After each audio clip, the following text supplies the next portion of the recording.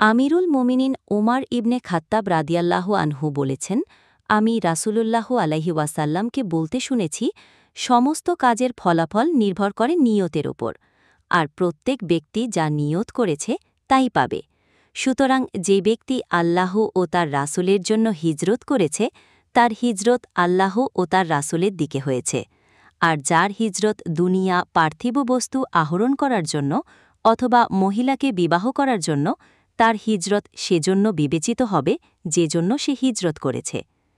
ব্যাখ্যা: এই হাদিসটি ইসলামে নিয়তের গুরুত্ব তুলে ধরে। যে কোনো কাজের গ্রহণযোগ্যতা ও তার প্রতিদান নির্ভর করে কাজের পেছনের উদ্দেশ্যের ওপর। যদি কোনো কাজ সৎ উদ্দেশ্যে এবং আল্লাহর সন্তুষ্টির জন্য করা হয়, তবে তার প্রতিদান উত্তম হবে।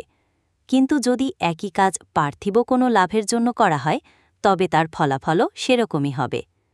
অন্যান্য কয়েকটি গুরুত্বপূর্ণ হাদিস। ইলম অর্জন সম্পর্কে হজরত আনাস থেকে বর্ণিত, রাসূল সাল্লাল্লাহু আলাইহি ওয়াসাল্লাম বলেছেন, প্রত্যেক মুসলিমের উপর জ্ঞান অর্জন করা ফরজ। সদাচরণ সম্পর্কে এই ভিডিওটি ভালো লাগলে সাবস্ক্রাইব করে পাশে থাকবেন এবং লাইক করুন। আরও কি ভিডিও দেখতে চান তা অবশ্যই কমেন্টে জানান।